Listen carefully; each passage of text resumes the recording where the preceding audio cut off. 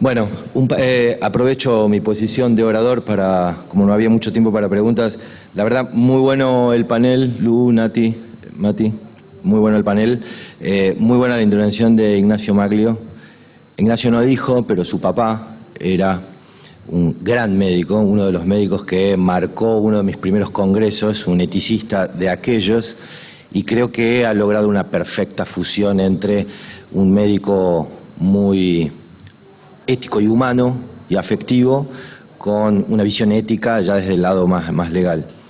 Ahora, cuando él hablaba y cuando hacían comentarios personas que estaban cerca ahí donde estaba sentado, tienen que tener en cuenta que cuando Paco Maglio, que era este gran médico internista, hablaba de ética y hablaba de la relación médico-paciente, hablaba de una escuela en la cual tu máximo arsenal diagnóstico y terapéutico lo tenías en un portafolio. Entonces no te quedaba mucho más clase de biología y la instancia de contacto, tenías más tiempo y era otra medicina. No es que creo que una persona de la audiencia dijo la medicina se deshumanizó, ¿no? La medicina se modernizó y se proletarizó, se hiperespecializó y esto va a empeorar. Pero creo que lo que voy a tratar de contarles ahora en esta hiperconvergencia de nuevas tecnologías, tenemos la chance, tenemos la oportunidad de que nos dejen, que nos ayuden, las tecnologías nos ayuden en lo diario, en lo cotidiano, y nos den la oportunidad de rehumanizar o de reencontrar aquel nexo que supimos tener como médicos hasta la década del 50 y que de alguna manera perdimos. Ese como primer comentario, porque me voy a extender, Nati, así que vamos a seguir. El segundo, una suerte de disclaimer. Lo que les voy a presentar ahora en realidad es la resultante de una vieja idea que tengo yo de armar algo así, que se va a convertir en un libro para el año que viene, que tiene que ver con mucha lectura de muchos libros que van conformando como una idea rectora. Y cuando en la residencia está por cumplir sus 500 Ateneos, hace un par de semanas, 2 semanas antes me dijeron, bueno, sería bueno, doctor, porque ya me tratan de doctor, ya no me tutean, sería bueno que lo presente usted por lo importante que fueron los Ateneos para el departamento, eran 500, y algo que me caracteriza es que cuando vienen a plantearme algo, yo habitualmente les devuelvo como si fuera de ping-pong una contraola en donde el trabajo se lo llevan ellos. Y les propuse a la residencia, a los 15 profesionales que conforman la residencia, que yo le iba a dar un tópico a cada uno para que investigara mínimamente, no en mucha profundidad, porque creía que eran tecnologías que iban a ser muy disruptivas en los próximos años y las diapos que van a ver se van a claramente dar cuenta cuáles son mías, cuáles son de ellos, porque las de ellos son todas muy lindas, bien armadas y las mías son siempre muy básicas y muy minimalistas. Y la charla que quiero brindarles es precisamente de eso, es centrado en el ciclo del dato. Como profesionales de las tecnologías de la información, esencialmente nuestro dogma pasa por el ciclo del dato. Todo lo que hacemos como especialistas en sistemas de información tienen que ver con el ciclo del dato, desde su proceso de captura, almacenamiento, procesamiento, análisis y visualización. Trabajamos esencialmente de eso. Entonces, hay varias tecnologías, que algunas ya están recontra implementadas y otras que están en vías de, que yo creo que van a lograr una hiperconvergencia que nos van a dar la oportunidad y donde la inteligencia artificial, si bien es el último tópico que voy a tocar, es el paraguas de todo, esencialmente por los algoritmos, y creo que un poco el recorrido lo voy a hacer muy rápido, no voy a ahondar en nada en detalle en ninguno de ellos, pero quiero que más o menos les quede claro el mensaje de disrupción tecnológica e hiperconvergencia. La primera cosa para decir es, este es un poco un timeline que se armó para mostrar los últimos 20 años de desarrollo del departamento, y previo al timeline hay un librito que yo leí cuando estaba en primer año de la residencia que de alguna manera me hizo inclinar a venir por los sistemas de información. Fue el primer libro que generó una instancia disruptiva, no solo en mi pensamiento, sino que de los 25 ítems que Negroponte anunciaba que iban a suceder, más de 20 sucedieron. Claramente no voy a lograr lo que logró Negroponte en esta charla, pero como concepto es que siempre existen libros que van anticipando lo que va a suceder y lo que sucede supera inclusive a lo que uno lo anticipa como instancia ficcional.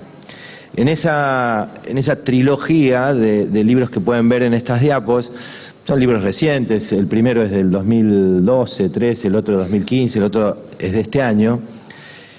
Topol, que es un cardiólogo americano devenido en genetista, un gurú, un verdadero referente y marcador de tendencias en lo que tiene que ver con inteligencia artificial, en lo que tiene que ver con genómica y en lo que tiene que ver con tecnologías de información, en su primer libro habla de la digitalización del ser humano. Todas las fuerzas que lograron que se digitalizara, no solo desde la instancia de la genómica, sino todo aquello que de alguna manera está en nuestra vida diaria. Lo que anticipó Negroponte hace 30, de alguna manera hace 5 o 6, Topol lo pone en el marco de la medicina y habla de la hiperconvergencia y de lo que denomina una creación destructiva de la medicina, porque tanto él y yo suscribo a esto, la transformación va a ser interna a la medicina. No hay ninguna chance que esto no se genere por el mismo cuerpo médico, porque son los que tienen las mejores herramientas para moderar esta transformación. El segundo libro habla de la democratización. Es un libro que se resume en lo que él las llama las 3D, digitalización, democratización, y fíjense que el libro dice, ahora ha sido doctor, el paciente lo va a atender, el paciente lo va a ver, como el concepto del empoderamiento hacia el paciente y cambiar un modelo médico-céntrico a centrado en el paciente, cosa que estamos lejos de que se logre, aún no se ha logrado, hay muchas iniciativas, estamos en el camino, pero claramente estamos lejos de eso. Y el tercer libro pone la tercer D y hace la analogía entre Deep Learning, algoritmo tan de moda o técnica tan de moda para la utilización de inteligencia artificial, y Deep Medicine en el concepto de medicina profunda o una medicina que gracias a la inteligencia artificial puede finalmente ser transformada, y es eso un poquito lo que vamos a charlar en algunas líneas. Acá tienen el ciclo del dato, esencialmente para que entiendan que esto es como nuestro dogma. Todo aquel que trabaja en informática aplicado a ciencias de la salud tiene que tener esto presente, porque cualquier cosa que hagamos tiene que ver con este ciclo.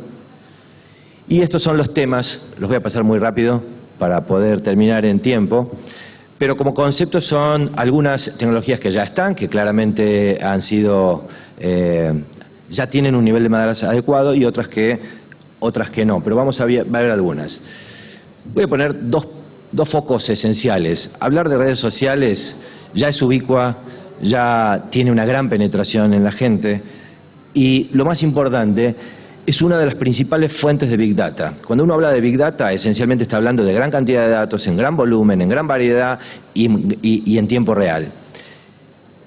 Lo que tiene que ver con el social media desde el punto de vista de este cambio del médico-céntrico al paciente-céntrico es que hay que lograr que la vida diaria, y las redes sociales forman parte de ello, alimenten nuestros repositorios de datos clínicos.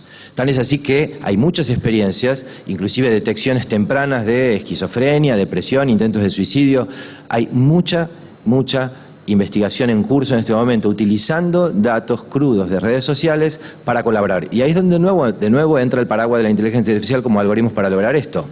El concepto es tener datos. Es uno de los elementos más importantes para potenciar lo que se llama la nueva era, el nuevo verano, la nueva primavera de la inteligencia artificial. Y esta es una de las fuentes más importantes de datos. Obviamente que ninguna de estas tecnologías está exentas, por eso me pareció muy adecuado el marco ético que planteó Ignacio Maglio. Ninguna está exenta de riesgos, entre ellas los más importantes van a estar a instancias éticas y a instancias de privacidad y confidencialidad de la información, esencialmente seguridad de la información. Bueno, seguimos así muy rápido. Otra tecnología que va a cambiar, que ya está cambiando, el Internet de las cosas, esencialmente porque ustedes vean acá a la derecha, ustedes tienen un modelo vertical y horizontal.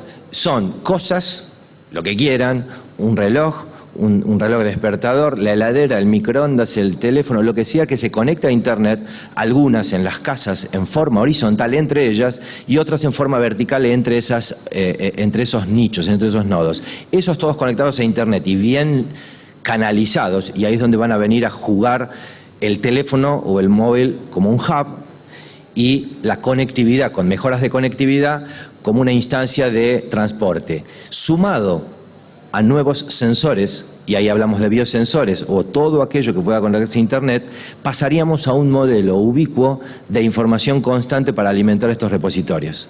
Ese es el punto más importante, en donde acá lo que se llama el Internet of Healthy Things ya existen. El punto más importante acá son sensores. El elemento más importante son sensores, pero sin embargo, el solo hecho de tener el teléfono más las redes sociales, y vean cómo se van sumando las tecnologías, dan la potencialidad de entender lo que pasa en el 99,9% del tiempo que el paciente, o el ser, o el ciudadano, no está en contacto con el sistema de salud. Y para entender adherencia, para entender causas, la salutogénesis, es necesario entender factores que no están contemplados en lo que hoy vemos con los pacientes. Cosas que pasan por fuera del radar de salud, y el Internet de las cosas, o el Internet de las cosas médicas, tiene una gran potencialidad para ello. Obviamente que en este concepto encontramos los wearables. Hoy existe ya vestimenta, los relojes, sensores, chips intradérmicos, diferentes elementos para portar encima y generar información constante para darle información a este repositorio de datos clínicos. El teléfono, bueno, no vamos a hablar de que es mGel y toda la historia, esto ya es viejo, pero lo más importante es que actúa como hub. Yo recuerdo los primeros experimentos, algunos habíamos hecho con Telefónica hace como 10 años, de poner sensores en los domicilios con pacientes con internación domiciliaria, y el problema era el hub. Tenían que poner un dispositivo especial para que los diferentes sensores se conectaran a ese dispositivo, de ahí fueran para Internet, y siempre fallaban. Hoy un teléfono es el hub perfecto para conectar todo lo que tengan en el home living, es decir, no en el living de la casa, sino viviendo en la vida diaria de la gente, y poder transportarlo. Ahora, ¿transportarlo a dónde? Si uno no lo transporta a un lugar en donde se pueda concentrar, es muy factible que queden en los teléfonos. Y es ahí donde entran los Personal Health Records, que es la tecnología que debería seguir. Bueno, no importa, ahora vienen los Personal Health Records. Al igual que el teléfono, que pasa a ser el hub, la telemedicina, entendida por el uso de comunicaciones en la salud, que la hacemos desde Graham Bell hasta acá, porque todos los médicos hacemos telemedicina por teléfonos miles de años. Lo que pasa es que hoy está de moda. Fernando Plazota, que es nuestro jefe del programa y nuestro experto en telemedicina, en una nota que le hicieron el otro día que la leí, decía: en 10 años nadie va a hablar de la problemática de la telemedicina porque va a ser absolutamente incorporada, y estoy totalmente de acuerdo. Hoy estamos hablando, hoy se plantean problemas éticos, problemas de seguridad de paciente, problemas legales, problemas de reembolso, problemas comerciales. Sin embargo, la telemedicina bien entendida y en un marco adecuado de cuidados de salud con políticas de seguridad no es más ni menos. Al contrario, hoy hay mucho más riesgo a la privacidad de los datos por mandar mensajes a los médicos por WhatsApp, que todos los médicos recibimos mensajes de WhatsApp, que tener canales seguros. Entonces, entender la telemedicina desde un concepto de canales seguros tiene que ver con desafíos, un desafío importante. Y la incorporación de las otras tecnologías a los procesos de telemedicina, que nadie habla de eso. Todo el mundo está pensando en la camarita lo de menos, el chat es lo de menos, el canal de comunicación seguro es lo más importante. Y luego lo que se ponga, se podrá poner inteligencia artificial, o se podrá poner realidad aumentada, o se podrá poner sensores. La convergencia va a hacer que cada una de estas disciplinas aplicadas a la salud se retransformen en nuevos modelos. Y el Personal Health Record debe ser, sea de una institución, integrado, o sea de comunicado, o sea aislado, no importa. Se supone que quien armó un registro personal de salud contempló mínimos criterios para dar continuidad de cuidado. El tener un Personal Health Record, en algún momento serán interoperables. Mientras tanto, sea un Dropbox de ustedes, un Personal Health Record que vendan en el mercado o una aplicación del teléfono, lo que tienen que asegurarse, desde el punto de vista de lo que vayan a armar, es que esté integrado para poder permitir la continuidad de la atención. Y la continuidad de la atención se da con continuidad de información. Entonces, tanto las nuevas tecnologías, en los sensores, sino el hub es el teléfono, olvídense, ya no hay que pensar en otro dispositivo. Lo que hay que sí pensar es que tienen que crear robustos portales de salud para poder generar esta integración. Otra de las tecnologías, ahí tienen un libro que les cuenta, es largo, como 800 hojas, pero es muy bueno desde el punto de vista de cómo se logró de Mandel, Darwin, Watson y Crick a la fecha, a la digitalización del genoma humano, en donde lo importante para entender de las ciencias ómicas es que en el dogma central de la biología molecular, que son en realidad 4 más 1 en el caso de los ribosomas nucleótidos, poner eso en términos digitales es muy básico. Es decir, tenés 5 variables para poner en código binario y transformar los genes a código binario. Se logró a principios de este siglo y hoy es lo que se denomina medicina de precisión, una gran promesa para la integración. Sin embargo, no se olviden que el código postal determina mucho mejor que el código genético problemáticas de salud. Si yo sé dónde vivís, tengo mucha más chance de saber de qué te vas a morir solo por saber si tenés cloaca o no, agua corriente o no, electricidad o no. Entonces, desde ese concepto, es promisorio, es una nueva tecnología, hay que apostar a esto, ni lo duden, pero va a traer acarreado un gran problema para los médicos, y es ahí donde también entra la inteligencia artificial, que es no vamos a tener ninguna chance de manejar la cantidad de información que se va a generar por este modelo. Y vamos a necesitar de mucha ayuda en este contexto. Ni hablar de los problemas éticos que ya están poniéndose en tela de juicio con respecto a la eugenesia, con respecto a editar código genético, la selección específica de genes. Todo está en pañales. No sabemos lo que hacen ni el 2% de los genes que tenemos en el mapeo, en el mapa general de nuestro código genético, motivo por el cual esto está empezando. Ahora, que esté empezando y no saber ni siquiera qué existe y cómo afrontarlo va a ser el peor de las decisiones que van a tener que afrontar, porque absolutamente todos los sistemas de salud y los sistemas de información que acompañan a los sistemas de salud van a necesitar de sistemas que puedan manipular información genética, y eso sí es Big Data en serio por la cantidad de información digital que se genera. Otra tecnología es reconocimiento de voz. Vimos acá un ejemplo en las presentaciones anteriores. El Speech Recognition, Speak to Text, los agentes conversacionales, la lingüística computacional, claramente van a ser un proxy muy importante, si bien después va a pasar de procesamiento, de reconocimiento de voz a reconocimiento de texto, y el reconocimiento del texto por conversión, procesamiento de lenguaje natural y luego algoritmos para todo. No duden que va a ser la manera en la cual los profesionales de salud y los pacientes se van a comunicar. Hay más de, fíjense, 2 billones de minutos de audio por día en WhatsApp.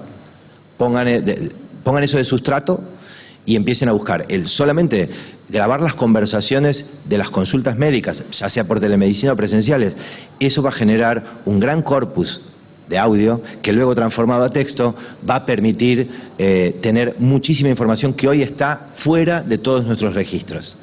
Desde ese concepto nosotros tenemos una línea, creo que lo van a presentar en alguna de las charlas, tenemos una línea específica, le estamos dando a los médicos de guardia, cuando hacen su guardia, las notas las hacen directamente en el teléfono, las notas de voz, que luego se pasan a texto, y de pasar a texto se identifican conceptos y hay un proceso de colaboración. No se olviden, hoy, si bien no está muy diseminado, pero bueno, Siri, Alexa de Amazon, las cosas que se pueden hacer hoy son rudimentarias, pero ya están en la vida diaria. Y claramente esta es una tecnología disruptiva que va a cambiar la forma. Dudo que en 5 a 10 años los médicos sigan escribiendo en computadora. La computadora personal ya lo planteó Steve Jobs hace más de 20 años, va a desaparecer, y van a desaparecer el modelo de texto. Las interfaces gráficas para ingreso de texto estructurado van a ser mínimas. Hoy la mayor cantidad de gente, en vez de escribir por WhatsApp, manda un audio. Bueno, va a pasar lo mismo cuando tengas que grabar tu nota de evolución o cuando tengas que hacer un reporting. La lingüística computacional y el Voice Commander es mandatorio para las nuevas interfaces de lo que va a venir como historia clínica. El procesamiento de lenguaje natural, ni hablar, que es una de las ramas de la inteligencia artificial, al igual que el Speech Recognition, y en donde muchas técnicas se aplican, vimos varias hoy, y en ese proceso de aplicación de las técnicas va a posibilitar que los algoritmos entiendan lo que se escribe en el lenguaje narrativo. Yo vengo siguiendo este tema hace más de 20 años, y el nivel de madurez que se ha logrado hoy, por lo menos en inglés, en castellano estamos un poco más retrasados, pero tenemos muchos avances, hace extremadamente promisorio la utilización de estas técnicas para dar sustrato a los algoritmos, porque a la larga lo que necesitamos es darle de comer a las reglas que van a funcionar para estos algoritmos. Hasta acá es captura. Vean que hasta acá hablamos de captura en el ciclo del dato. Son todas tecnologías que van a colaborar para la captura. Ahora viene transmisión, y ahí hablamos de 5G. No sabemos qué va a terminar pasando con esto, pero fíjense que la cantidad, es decir, 5G, ¿qué es? Muchas más antenas, mucha más capacidad de muchos dispositivos juntos. Va a haber una charla de 5G en algún momento del Congreso, búsquenla. ¿Por qué? Porque si bien en este momento hay una gran lucha comercial por saber quién se queda con esta nueva tecnología, el concepto básico es que para este modelo de capturar información, para después poder procesarlos en la nube o en donde sea, es necesario aumentar la conectividad. Hoy la limitante de los modelos de inteligencia artificial tiene que ver con la conectividad. Entonces, 5G, en donde yo podría ver una película de Netflix bajada en menos de un segundo, vean el ancho de banda que implique, lo que implica bajar completa la película en HD o en 4K en menos de un segundo. La cantidad de información que se va a poder obtener de la vida diaria y poder transmitir para que luego un procesador lo procese y lo almacene, es un verdadero cambio. Este es uno de los elementos más necesarios en lo que se viene. Obviamente que todo esto, acá hay un gran problema, no sabemos que si cuando pongan todas estas antenas cómo vamos a quedar, si vamos a quedar fritos como las palomas cuando pasan por un enlace, pero como concepto, como todo, es decir, la talidomida también en un momento fue buenísima, fue malísima y después fue buenísima, así que como concepto estamos en los albores de una disrupción tecnológica, es importante saber qué se viene, no necesariamente vamos a saber qué va a pasar. Ya vimos captura, vimos transmisión, vamos a ver procesamiento. Y el próximo invierno que avecina a la tecnología de inteligencia artificial esencialmente tiene que ver con el procesamiento. ¿Por qué? Porque la capacidad de procesamiento va a ser limitada. Si bien hoy hemos llegado a lo que se llama la limitante del silicio, es decir, hoy tenemos la computación digital binaria se maneja primero con transistores y después con chips. Estos microchips son como mini nanocélulas, celdas, se ha llegado al nivel nanométrico, en donde está o no está cargada con energía y eso es un 0 o un 1. Eso tiene un límite y por más que ponga 3, 4, 10 procesadores en paralelo, tiene un límite físico, tiene un límite atómico. Ahora, el concepto está que la computación cuántica cambia esa lógica totalmente y empieza a usar el estado de las posiciones de los electrones con respecto al núcleo. Y cambia, es un paradigma totalmente diferente, no se entiende nada. De hecho, va a haber una charla de computación cuántica para tratar de ver, no sirve para nada hoy. ¿Por qué? Porque la supremacía cuántica y todo lo que se estuvo hablando en estas últimas semanas, que Google logró conseguir una computadora de 32 qubits, el concepto es que hoy sirven para arreglar algoritmos específicos. Es un algoritmo matemático que tardaría algo así como 2 millones de años en ser resuelto, lo resuelve en 200 milisegundos. La computación cuántica, pero porque crearon la máquina, crearon el hardware, crearon el procesamiento dedicado para ese algoritmo, para ese cálculo. Pero en salud es muy promisorio lo que puede llegar a suceder. Les recomiendo leer un reporte que sacó el BID sobre computación cuántica en Latinoamérica, en donde pueden ver dónde estamos, que estamos a qubits de lo que están haciendo los chinos, y es para tenerlo en cuenta. Por ahí no lo vamos a ver en el mercado rápidamente, pero sí es, al igual que las tecnologías de comunicaciones, es lo que da la posibilidad de que esto realmente cambie. Porque no solo es captura, no solo es transmisión, sino también es procesamiento. Y sobre esto aparece todo lo que tiene que ver. Problemas, miles.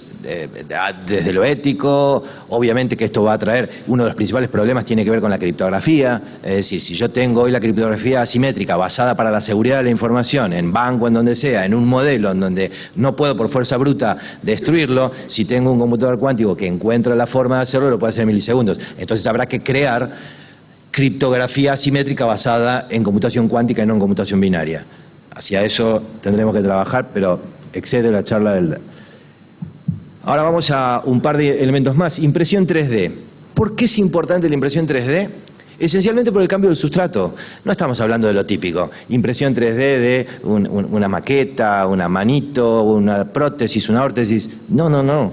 Estamos hablando de bioimpresión 3D, cosa que ya está sucediendo. Y esto también es una tecnología, porque esto sí va a formar parte. Imagínense, telemedicina... poder enviar sustrato con una impresora 3D a un lugar remoto para que puedan imprimir las drogas. Y esto ya sucede, ya está sucediendo hoy. Se han logrado imprimir vejigas, se ha logrado imprimir piel para grandes quemados. Es decir, esto ya está como tecnología del futuro, está funcionando hoy y claramente esto requiere de excelentes sistemas de información para poder generarlo. Realidad virtual y realidad mixta, realidad aumentada. Esencialmente con esto es porque no la estamos usando. Fue creada al principio por simuladores.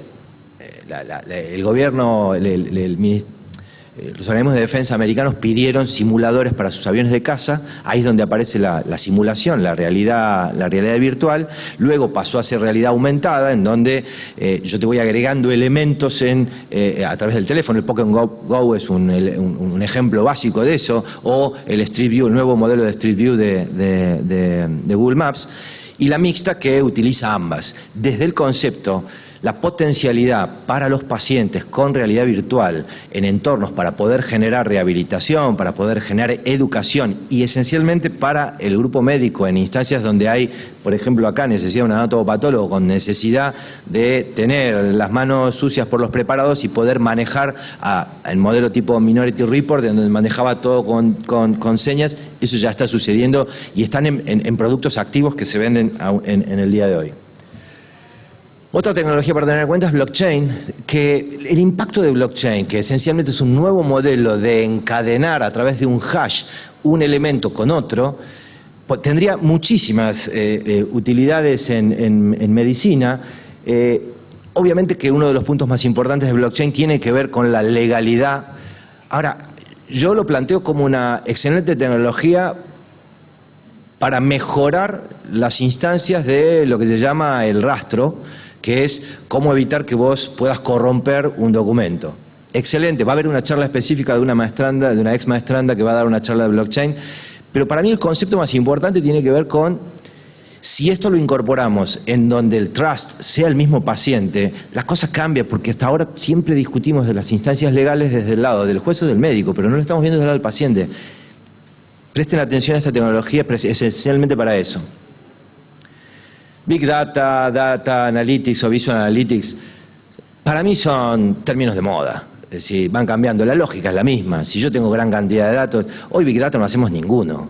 Es decir, hay que tener grandes volúmenes, con gran variedad, en tiempo real para procesar y por definición con procesamiento y almacenamiento distribuido. Nadie tiene procesamiento distribuido en nuestras instituciones. Tenemos data center o un pedazo alquilado en la nube, pero no tenemos capacidad para eso. Las grandes lo pueden hacer. Ahora, tenemos que estar preparados y lo más importante es junten todos los datos que puedan, aunque no sepan para qué los van a usar. Junten todo lo que puedan. Porque mientras la conectividad, la capacidad de procesamiento y los algoritmos vayan madurando, después van a venir algoritmos que se van a vender o que los vas a poder adaptar para poder procesar los datos que ya tenés. Mientras tanto, no perdiste el tiempo porque los guardaste. Nosotros estamos conectando 100 monitores a un almacenamiento en tiempo real de señales fisiológicas, más los datos de genómica, más la información de laboratorio y el repositorio de datos clínicos tradicional, están generando un data lake, es decir, un lago de datos, con el cual después andás a ver qué cosas vamos a encontrar, pero como concepto es, llevamos 20 años juntando, por ejemplo, el texto narrativo de los médicos cuando escriben la historia clínica. Ahora que nuestras herramientas de procesamiento de la generatura andan bien, nos podemos meter a bucear para encontrar información. Mientras tanto, 200 terabytes de imágenes. Tenemos 10 años de imágenes, uno de los centros de mayor producción de imágenes de Sudamérica, y los tengo todos guardados. Todavía estamos empezando el inicio de análisis de esas imágenes. Pero como concepto acá para decirles es, junten y guarden datos aunque no sepan para qué, porque en algún momento eso va a valer mucho dinero desde el punto de vista del poder de transformación digital que les va a dar a vuestras organizaciones. Y llegamos ya a la instancia de los algoritmos, ya vamos terminando, pero muy bárbaro. Vieron que les mostró, no me acuerdo cómo se llama la abogada que habló y que mostró la receta de hacer el daiquiri. Bueno, yo lo asocio a una máquina de hacer café. Un algoritmo es la secuencia de pasos para lograr un resultado, pero no asegura el resultado, solamente la secuencia de pasos. Eso es un algoritmo. Son tontos. La inteligencia artificial que tenemos hoy es tonta, porque no hace nada más de lo que le decimos que haga. Es absolutamente obediente. Entonces, como concepto, la disquisición de todo lo que va a hacer la inteligencia artificial con nosotros, con los puestos o lo que fuere, depende de nosotros mismos. Entonces, yo recuerdo que me causó mucha gracia cuando estaba preparando estas diapos hace un tiempo, recordé la de una mujer que había puesto en Google Maps, creo que estaba en Austria, terminó en Grecia, había puesto, tenía que ir a 9 cuadras de la casa y eligió la dirección equivocada y se fue a como 900 kilómetros de la casa. Siguió manejando, a saber qué pensaba. Si acá a la máquina de café, ¿qué dice? Usted debe seleccionar el azúcar, el café, la leche, esto y aquello, ponga el vaso y después tiene el café. Si el que está usando eso saca el vaso antes, no hay café. Si en el ejemplo del daiquiri ponía en juego bucal o una vela de frutilla, no va a haber daiquiri. Pero el algoritmo no se equivocó.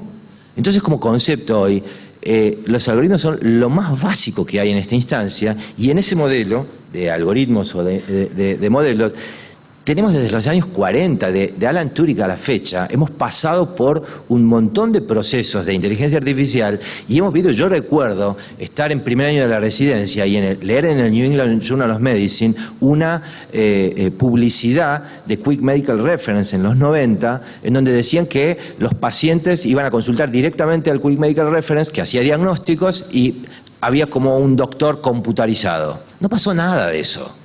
Y esencialmente los inviernos a los que se refiere este gráfico tienen que ver con falta de financiamiento. Y hoy estamos en un verano porque el mercado están poniéndole plata. Ahora, ¿cuánto va a durar? Y ahí viene The Winter is Coming.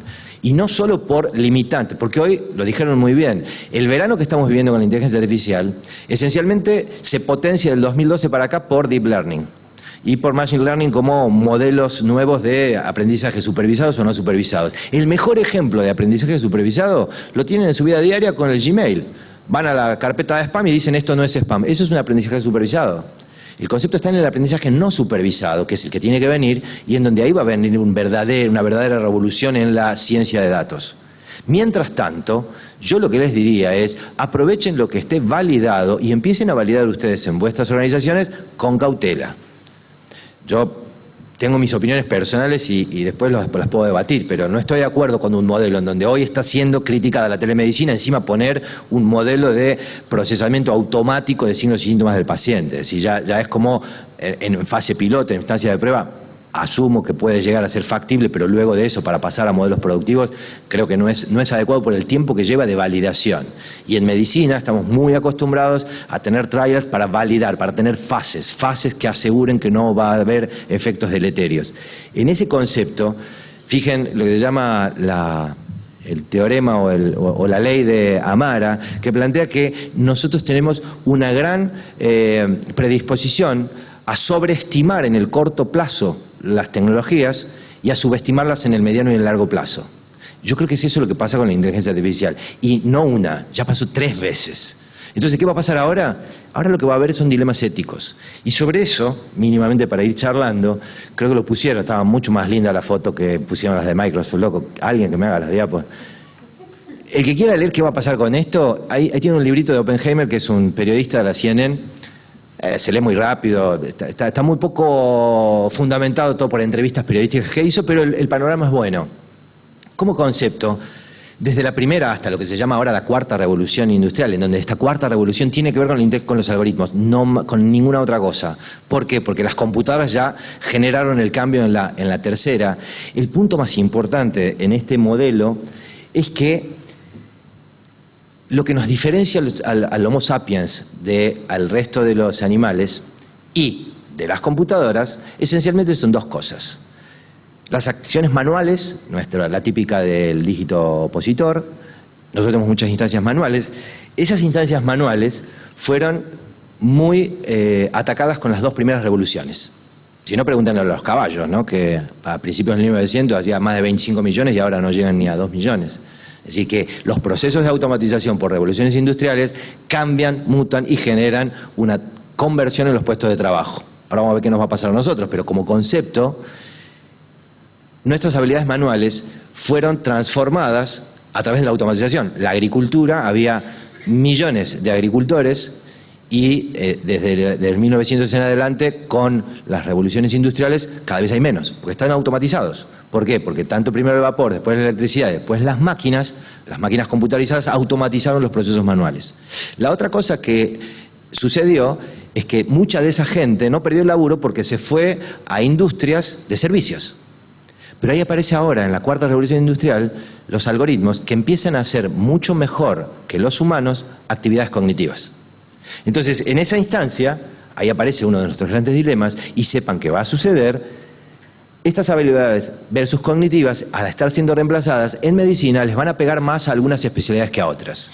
Los primeros que se dieron cuenta, y de hecho se pueden dar cuenta inclusive por la cantidad de elementos que hay en el programa que tenemos en estas jornadas, tienen que ver con los radiólogos.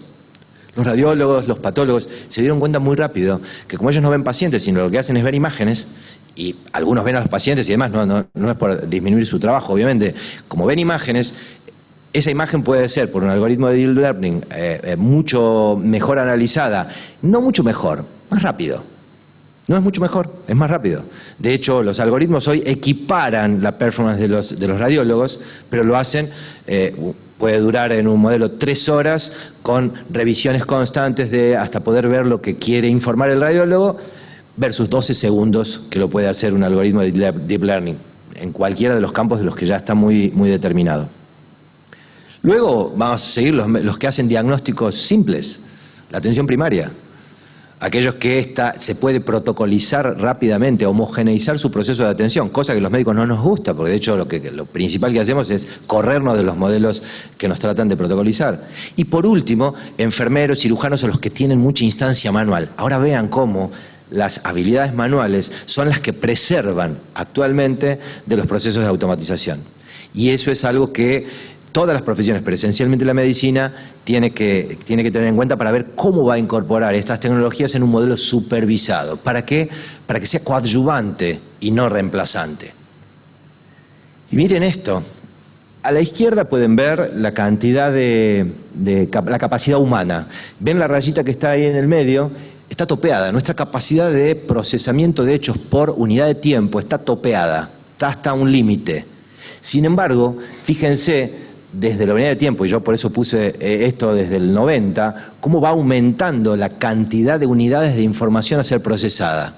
Y ahora, 2020, vean que todas las instancias genéticas que se van a generar como información, no tenemos ninguna chance de procesarlas. No hay chances. Entonces, como no hay chances, tenemos que buscar un modelo que sea coadyuvante. Y ahí es donde aparece la inteligencia artificial como paraguas de todo esto. Y es ahí donde yo vengo a decirles, no se asusten de la inteligencia artificial, porque hoy no tiene un modelo de autómata, tiene un modelo de caja boba.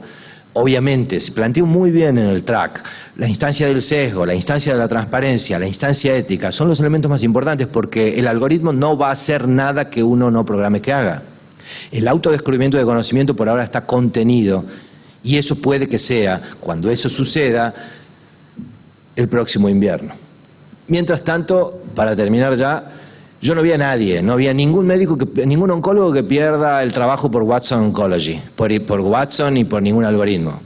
Pero más vale estar prevenidos porque en algún momento puede suceder. Gracias.